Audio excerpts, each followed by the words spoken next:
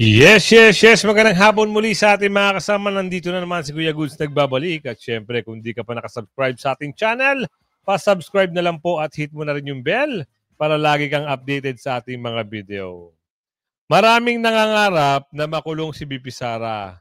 Kahit dito sa parang protesta o rally, nangangarap sila na makulong. Nako, hanggang panaginip nyo na lang yan. Oo, dahil hindi ho mangyayari na makulong si BP Sara. Tsaka, anak ng tipaklong, ang lakas nyong, Ang lakas nyong gumawa ng ganyan. Dapat yung mga kasama nyong taga-mountain, yan ang dapat makulong. Kayo ay mga galing doon at naghahasik kayo dito sa... alam nyo na mga kasama, ano mga ugali ng mga yan. Sila yung mga taga-mountain na bumaba. Oo. Ano meron ngayon at agenda? Si Win, dapat daw ituloy ang impeachment. Wow. Lili mo na lang kayo, dapat pa rin. Talo nga kayo sa botohan ng 18 eh. Tama na. Tigil na. Pag hindi na kaya ng 5, tigil nyo na. Hindi kayo aabante dyan.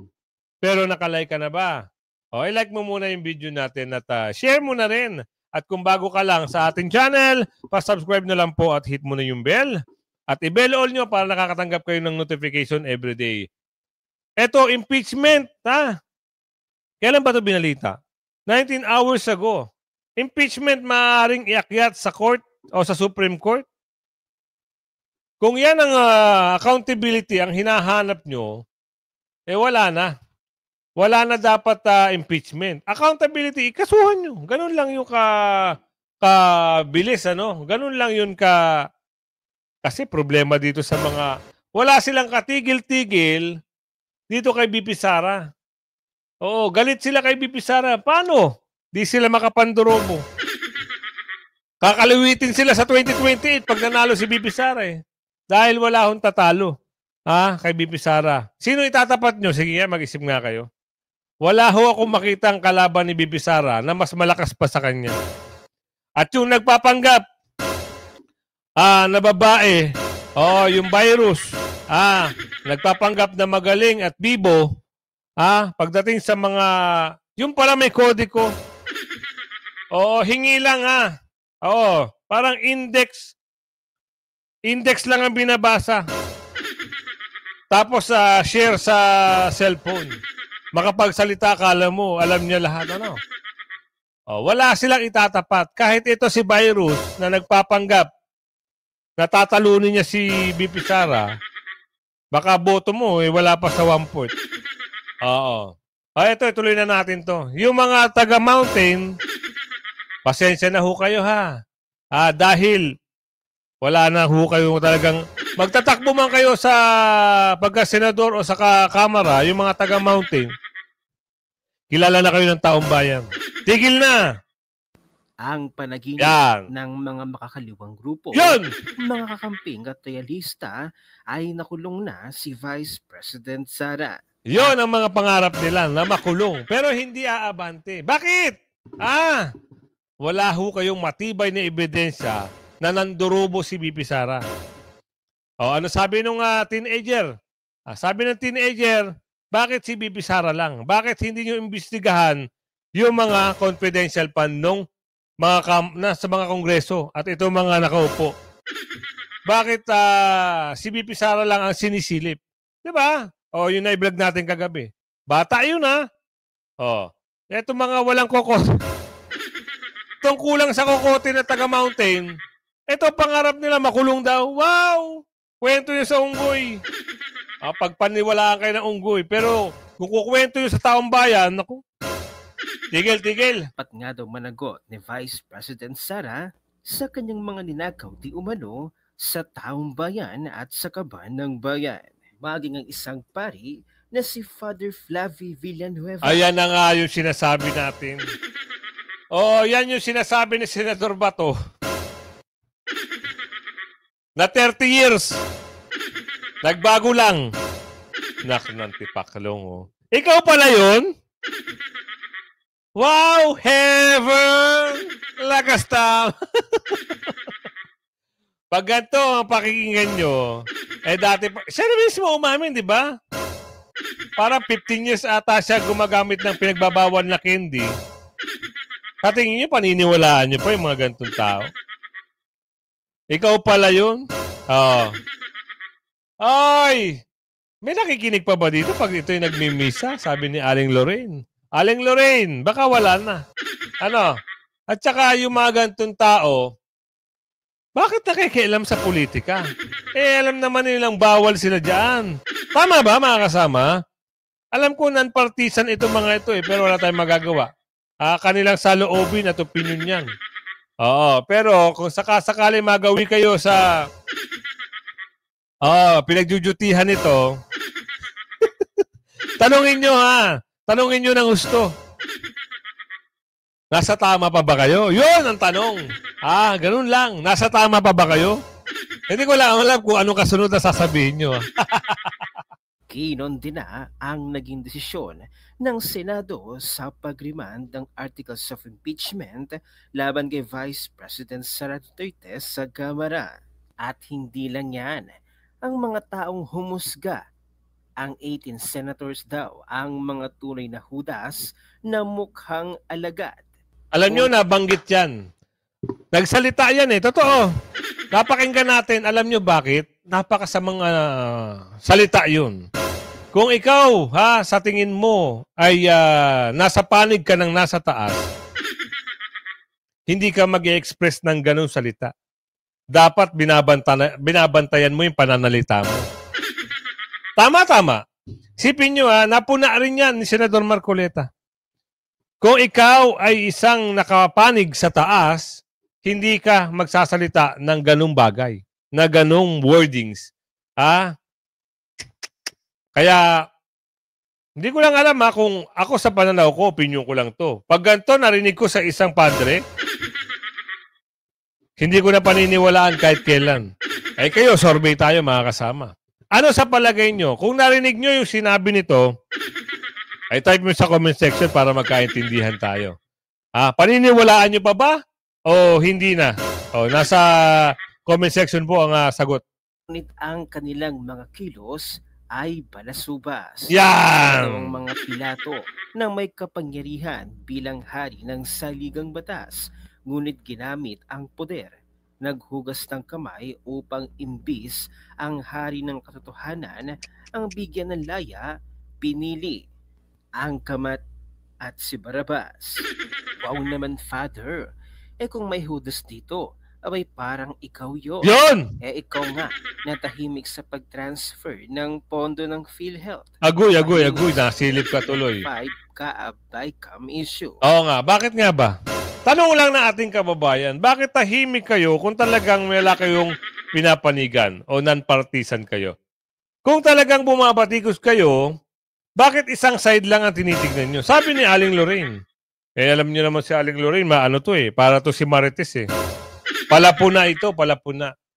Ngayon, ang tanong, ikaw ba, sa palagay mo, yung ginagawa mo sa isang side o sa mga Duterte, nakakatuwa? Sa palagay mo lang ho. Pero ang nakararami, ang pananaw namin sa inyo, magkano?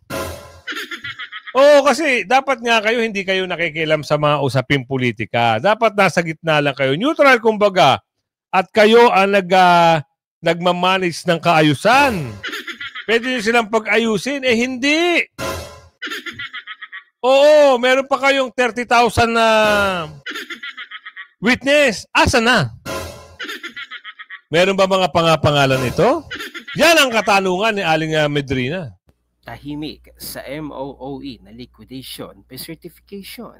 Tahimik sa ngumingiwing presidente. Yan. Tahimik nung nasalanta ang Pilipinas ni Christine at naging incompetent ang gobyerno sa aksyon. Tahimik sa hindi pagtugon ng gobyerno sa totoong problema ng mga mamamayan. Tahimik nung mga may nasawi, nasaktan at mga nalabag na karapatan noong sinugod ang Kingdom of Jesus Christ. Yan sila. Pag sa mga Duterte, mangangalampag sila. Pero sa side ng mga nakaupo, tahimik sila. Hindi mo silipin yung confidential fund. Nung nakararami at nakaupo. Hindi mo silipin yung BICAM at pondo ng bayan. Hindi mo silipin yung PhilHealth na pondo at yung mga reserve gold. Bakit tahimik kayo? Parang nagmistulang pipi kayo sa issue ng pandodorobo sa Kabanang Bayan. Diba? Isipin nyo lang yung mga kasama, ibang klase. Wala talagang maniniwala sa kanila. Kasi sinusunod nila ang kanilang boss.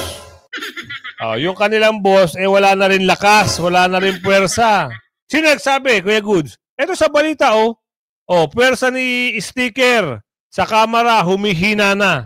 Mabuti naman. Mabuti naman at humihina na. Ito ibabalita nito ni ate.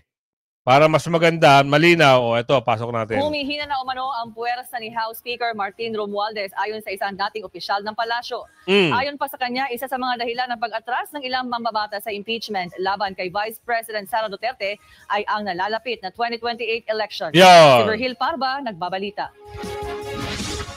Isa sa mga tahasang tumanggi na suportahan ang kasalukuyang liderato ng Kamara ay si Cebu 5th District Representative at Deputy Speaker of the House, Duke Frasco. Ito ay matapos na kumalat ang manifesto para sa pagpapatibay ng liderato ni Romualdez bilang Speaker ng Kamara. Sa halip na pumirma, tumutol si Frasco. Anya, dismayado siya sa liderato ng Speaker na taliwas umano sa panawagan ng pagkakaisa. Ayon kay Frasco, hindi lang siya ang hindi kontento. Maging ang ilang kapwa niya kongresista at constituents ay hindi umano satisfied sa pamumuno ni Romualdez. Wait lang, ha? Bakit nung pinapirma kayo ng ma-impeach si VP Sara, nagsipirma kayo. Tapos ngayon, ito may gantong istorya. Istoryahin na ito. Wow. Ngayon kayo, hindi ngayon kayo kontento sa pamumuno. Hindi ko lang alam, baka mamaya hindi nabigay yung pangako. Saka nagsalita ng ganito. Hindi ko lang alam Oo, baka merong ang ganong usapan, sabi ni Aling Lolita dito. Baka hindi nakuha yung pangako kaya hindi na sila bati. Di ba? Tuloy mo. Sa eksklusibong panayam ng SB9 News, sinabi ni former Press Secretary Trixie Cruz Angeles na malinaw na sinyalis ito ng paghina ng pwersa ni Romualdez sa Kamara. At yung paglabas ni Duke Frasco, naging malinaw na wala nang solidity. Wala na yung solid na following ni Martin Romualdez in the House. Mayroon na siyang mga filibustero sa 20th Congress. Dagdag pa ng dating opisyal, kahit muling mahalal si Romualdez bilang speaker sa susunod na kongreso, hindi na raw ito magiging madali. Kahit manalo siya, mayroon titindig dyan sa plenaryo na mag-object sa mga gusto nilang mangyari.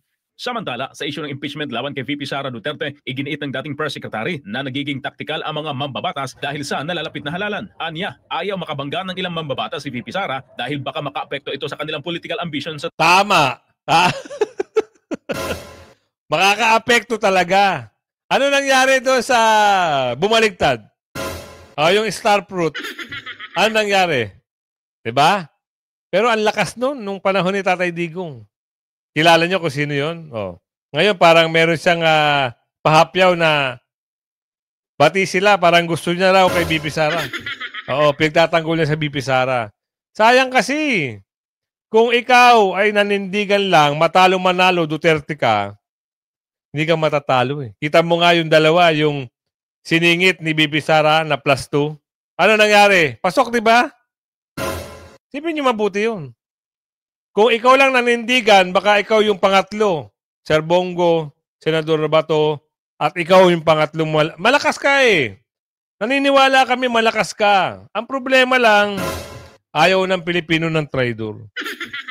Yun ang sabi ni Aling Medrina. Isipin nyo yun? Alam na alam ni Aling Medrina, kaya kalma. 2028.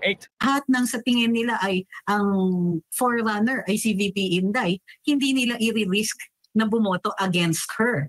Tama. Kasi pag naging presidente yan, 6 na taon sila mag-suffer. So kanila, one wrong move at baka malusaw lahat ng ambition for 2028. Dagdag pa niya. Pwede mangyari.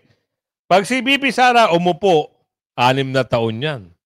So pag sinabi ni BP Sara, huwag kayong iboto, huwag kayo, talaga hindi kayo iboto ng taong bayan. Isipin nyo yan. Kung kayo ay Kaya ito mga kasama, kaya gusto nilang atakihin si BP Sara dahil yung mga nangangarap na makabalik sa pwesto, mahihirapan na ho kayo. Baka 9 years bago kayo makabalik, lalo-lalo na yung mga taga-mountain, sorry for the word. Kasi merong mga kasama tayo na nasasaktan sa salitang ganun eh. Pero pasensya na po kayo, kaya yung terminology na lang natin, binabago na lang natin. 2027 pa kikilos ang mga nais tumapat kay VP Sara, baka mahuli na ang lahat. Yan. 2027, masyadong significant pa ang following ni VP Inday. Pag sinagad nilang masyadong malapit sa eleksyon, baka kiss of death yan. Marami sa kanila ang tatakbo. Ito sa Tama. Rahil Parba ang inyong citizen course. Marami ang matatalo. Pag halimbawa, yung mga senador na yan ay bumoto ng dire-diretso. Kita mo nga si Mamang Quezon eh. Nakikitaan na natin na sumaside na kay VP Sara. Ito pa kaya mga ito. Ito sigurado tas-tas ito. Hindi na ito mananalo sa 2028. Kilala nyo ba ito? Palakpakan. Isa ito sa inendorso ni VP Sara noong 2022. Inendorso ito. Pero anong nangyari? Ismiyo Marimar. Kahit anong kabutihan na ginawa sa'yo ni VP Sara wala ka man lang pasasalamat. Trinaydor mo pa. Gusto mo pang ma-impeach? Kilala nyo kung sino mababalita rito. Ito. Impeachment pa rin. Nagkakaroon daw ng duda sa isip ng maraming Pilipino dahil sa naganap na pag-remand ng articles of impeachment mula sa Senate Impeachment Court pabalik sa Kamara. Ito ang pahayag ni Senator Sherwin Gatchalian kaugnay ng mga isyong kinaharap ng impeachment proceedings ni Vice President Sara Duterte. Sa isang panayam sa programang Point of Order ng DWAR Abante Radyo, sinabi ni Gatchalian na dapat na raw isagawa ng impeachment court ang trial ni VP Sara alinsunod sa nakasaad sa saligang batas. Ito rin daw ang dahilan ng kanyang no vote sa motion to remand the articles of impeachment. Ikaw lang naman nagno-vote, lilima lang kayo. Totoo hindi? Ano nangyari? Diba? Tapos na ang termino ng dalawa niyong kasama. Tama ba? Dalawa. Oo nga, dalawa. Tatatlo na lang kayo. Tapos may papasok na ilan lang. 4. Pipito lang kayo. Kung numbers gaming, ang labanan, wala na kayo. Sorry na lang. Isipin nyo, hindi pa ba kayo nakakahalata? Boss, amo, manager? Hindi pa kayo nakakahalata? Mga kasama, kayo na ang bahala sa 2028. Kung sakali tumakbo pa itong mga ito, bigyan nyo ng isang malaking zero. Malaking boto ba? O ibibigay nyo o talagang hindi nyo iboboto? Survey tayo. Makakatikim pa ba ito ng boto sa 2028 o hindi na? Sagot sa comment section. Ang ating paniniwala sa ilalim ng saligang batas, ang ating constitution very clear, malinaw na malinaw, na pag na-transmit na sa atin sa Senado, ang articles of impeachment, dapat magkaroon na ng trial. Ibig sabihin, yung paglilitis ay umpisahan na. At dito lalabas lahat. Kung may technicality man, o ano man ang gustong pag-usapan, sa trial natin pag-uusapan yan. Pero hindi pa tayo nag-umpisa ng trial, lumabas na itong pag-dismiss o pag-return, pagpapalik ng impeachment. Kasi nga, nakitaan nga ng hindi maganda, kaya pinabalik. Ikaw naman, kuya, amo, manager, Oo, kung hindi ba nakitaan ng mali, hindi naman ibabalik yan. Baka idiretso nga yan eh. Ang problema, aabante ba? Yung sustansya ba ng kaso ni VP Sara sa impeachment, malakas? Marami ho nagsasabi na walang nilabag si VP Sara, walang kinurap si VP Sara. Mismong COA, mismong mga Supreme Court, mismong mga political analyst, mismong mga attorney, walang ganun. COA na nagsalita, hindi pa rin kayo. Ano gusto nyo? Kayo lang ang masunod? Sa mga kagustuhan nyo? Hindi pwede. Ang target nyo, ang target, sabi ni Aling Lorraine, tina-target nyo lang si VP Sara para ma-disqualify. Para wala ng Duterte, wala ng VP Sara Duterte ang tumakbo, ma-disqualify na at magawa na yung mga pandudurobo. Takot sila kasi walang itatapat. Wala ang katapat si VP Sara pagdating ng 2028. Doon sila nang gagalaiti. O kahit na inatake nila ng 2023 hanggang ngayon, hindi natitinag si VP Sara. Tinatawanan pa nga sila. ba? Oh, wait natin. Meron tayong nabalitaan na malapit na. Talagang nakakatuwa ito. Oh, malapit na. Konting kembot na lang at yung interim. Ang pagkakawari ko parang approve na ata eh. Sana lang sana lang. Yun lang ang nasasagap ko. Pero kagandahan yan, kukuha tayo ng konkretong ebidensya bago natin i-vlog yan. Ha? Tuloy. Articles of impeachment. So wala naman sa akin pananaw, wala naman sa loob ng ating salita patas. Nako. Verified complaint for impeachment. Bibabasura. Di ba? Impeachment maaaring iakyat sa Supreme Court. Judge Marlo Campanilla. Tingnan nga natin. Ano kung sakaling iakyat sa Supreme Court? Dismiss ba ito? Madidismiss ba ito? O talagang kakampihan nila ang mga dorobo? Tingnan natin kung kanino papanig itong si Judge Marlo. Kung ano man ang later on maging desisyon ng Senate, i-grant o i-deny yung motion to dismiss ni Bato, mismo si Escudero nagsasabi, pwede naman i-act sa Senate, sa Supreme Court. At saka isa pa, no? Pwede i-refile.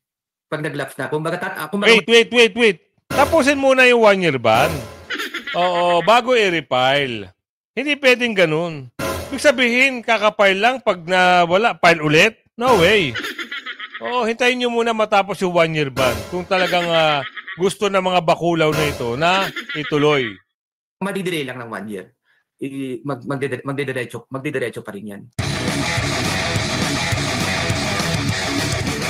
Opo, dito naman po sa dalawang mga salita, no, na maraming nagsasabi na pareho lang yan, agad-agad. Mayroong nagsasabing iba. Ito pong forthwith at immediately po, Judge. Kasi meron palang ruling dati, ang Supreme Court, mga 1902 pa ito, ang sinabi kasi dito, the word forthwith as here used means within a reasonable time which may be a longer or a shorter period.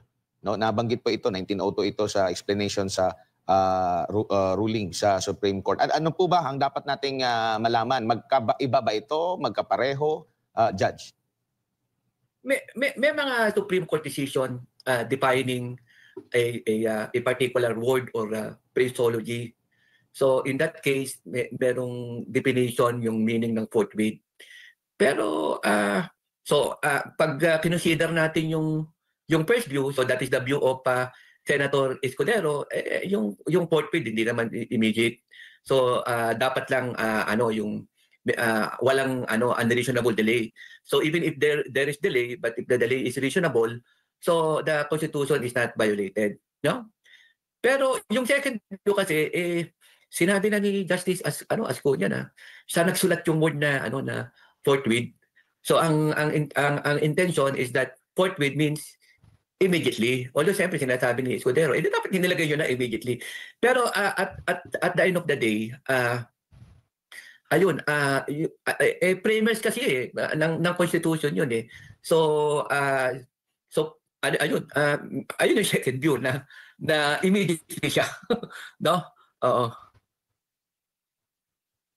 Yes, sir, magandang gabi, si Almar po ito. Sir, balikan ko lang yung June 10 na naging impeachment court na po yung Senado para lang po malinawan yung ating mga kababayan kasi meron pong mga statements, mga argumento po yung mga senador doon po sa nangyari po na doon sa impeachment court doon po sa Senate. Sir, at unahin natin yung si Senator Joel Villanueva, yung rason niya na yung he is objecting, sir, since the impeachment court has no power to summarily dismiss as expressly provided sa Constitution. Ano po yung masasabi po ninyo dito, Judge? Yung power to dismiss, no? So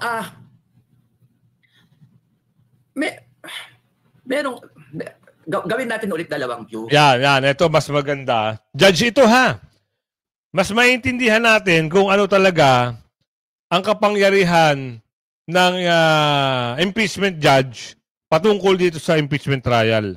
Pwede bang ma-dismiss agad-agad? Yan ang magandang tanong. Sige. Kasi kung gagawin mo talaga yung mga impeachment judge is the same as a judge of an RTC or MPC. Yan. So minsan talaga na pag may halimbawa yung tinatawag na lack of jurisdiction. Okay. So the court can motu proprio dismiss the case for lack of jurisdiction. Pag halimbawa yung slight physical injury, pinail mo sa RTC. Ang kaso kasi sa mga RTC, mga murder, rape, no? Homicide, kidnapping, yung slight physical injury, walang jurisdiction ng RTC. So the RTC can motu proprio dismiss the case. Okay. Pero dito tayo sa second view. Yan. Kasi ang problema kasi sa impeachment proceedings, sui generis to, medyo kakaiba siya. Hindi talaga siya pwedeng maging kaparehas na kaparehas sa mga procedure ng korte na pwedeng i-dismiss niya, no? Actually ang pinag-uusapan talaga dito na bakit dapat i-dismiss. So ang sinasabi nila, may tinatawag kasi yung tinatawag na 1-year bar rule. Pag nagkaroon po ng nagkaroon ng initiation ng impeachment proceedings sa House of Representatives, nagkaroon ng initiation. Within 1 year, hindi ka pwede ulit mag-initiate ng impeachment proceedings. Yan. Alam mo sa Amerika, walang 1 year bar rule eh. Dito sa Pilipinas, pinatok nila yan. Ang idea nila is that baka kasi gawing kasangkapan to ng mga politician para yung gipitin yung mga kalaban nila sa politiko. Tama. Kaya hindi naman pwedeng maya nagkakaroon ng impeachment case. So pinasok nila yung tinatawag na 1 year bar rule. So ang tanong is that pwede ba i-dismiss ng Senate yung case for violating the 1 year bar rule, no? So ito yung second view. Hindi nila pwedeng gawin yon. Why? Kasi sa Constitution kasi, yung House of Representatives, merong exclusive power to initiate. Sa Senate naman, merong yung sole power to try and decide. So ayun na nakalagay sa Constitution. Ngayon, since na yung House of Representatives, meron isang exclusive power to initiate. So, siya ang merong authority to determine kung nagkaroon ng valid initiation ng impeachment proceedings. Kasi yung 1 year bar rule, it is connected with the power to initiate an impeachment proceedings. So, sa second view, ang mag-i-interpret kung merong violation ng 1 year bar rule, yung House of Representatives. Hindi yung Senate kasi ang power nila is to try and decide an impeachment proceedings. At ang nakalagay doon, once na na-file yung articles of impeachment, trial shall forthwith proceed. Pero at the end of the day, hindi maaaring later on, siyempre, pag nag-comply na yung, kasi diba, inutusan yung House of Representatives para i-certify if the Constitution was not violated, the constitutional provision on 1 year bar rule. So pag nag-comply na yon, pwedeng magkaroon ulit ng botohan whether to grant or to deny the motion to dismiss by Senator Bato. So whether i-grant nila yan o i-deny nila yan, pwedeng i-akyat sa Supreme Court yan. Kasi in the case of Francisco, ang sinasabi ng Supreme Court, yung issue whether there is a violation of the 1 year bar rule is a justiciable question. Meaning, kasi yung mga iba dito, hindi abogado, meron kasi yung pagkakaiba yung political question saka justiciable question. Pag political question, hindi pwedeng pakailaman ng Supreme Court yun. Bahala kayo dyan. Yun naman pala eh. Nag-decide. Ayun naman pala eh. Pag political, ulitin natin ha. Para mas maganda. Hindi pwede mag-decide yung political question saka justiciable question. Pag political question, hindi pwedeng pakailaman ng Supreme Court yun. Anong gagawin dito? Bakit iaakyat pa sa Supreme Court? Diba? At doon naman sinasabing hindi pwede yung motion to dismiss. Anong gagawin? Wala nga silang makitang... tsaka ang problema kasi, sir, boss, amo, manager, ganito. May naunang impeachment case o complaint. Bakit inuna yung pangatlo? Doon nagkapalpak-palpak itong mga dorobo. Tama ba yun, sir, o mali? Yun ang katanungan ni Aling Ledesma. Bahala kayo dyan kung anong decision nyo. Alam ba, nag-decide ang Senate on matters which is considered as a political question. Hindi pwedeng pakialaman ng Supreme Court yun. Pero pag justiciable question siya, yun yung bagay na pwedeng pakialaman ng Supreme Court. Kasi for example, merong constitutional provision, ang nagbabantay ng Constitution yung Supreme Court. So pwede niyang sabihin, mali yan, mali yung decision mo. Unconstitutional yan or constitutional yan. So Supreme Court ang magsasabi. So in other words, at the end of the day, ang Supreme Court ang magsasabi kung may violation ng one-year bar rule. Pero ito, at the end of the day, kung sakasakaling merong ngang violation ng one-year bar rule, i-refile lang nila yan after 1 year. Kasi yung unang impeachment complaint, tinile ng December 2, 2024. Ngayon, kung halimbawa, sinabi ng Senate, i-dismiss natin. Kasi binayolate nila yung one-bar rule. Diba? So, umakyat sa Supreme Court at in-affirm ng Supreme Court na meron ngang violation. No? So, i-refile lang yan. Kasi ang nakalagay lang doon, bawal within 1 year. Kasi yung first impeachment complaint, pinile ng December 2, 2024. Yung fourth impeachment complaint, doon nagkaroon ng articles of impeachment. Diba? Unlock. Pang-apat pa pala yung nagkaroon ng article. Paano yung 1, 2, 3? Yung 4 ang nasunod. Doon na, magkakaalaman na baka madismiss nga ito. Uutos ng Supreme Court. Sa utos ng Supreme Court. Kami naniniwala rin dahil kahit umakyat pa to sa Supreme Court at magkakaroon ng desisyon, kasi nga, may pagkakamali ang mga taga-Baculaw o taga-Kamara dito sa complaint na to. Bakit inuna itong ng number 4? Kung umabot ka sa video natin ito, shoutout sa'yo ng bonggang-bongga kung saan ka man ngayon. Saan bansa ka, saan lugar ka, at saan ka lupalop ng Philippines ba o ibang bansa? Ayan na. Shoutout sa'yo ng bonggang-bongga. Like and share ng video. Hanggang sa muli. Bye-bye!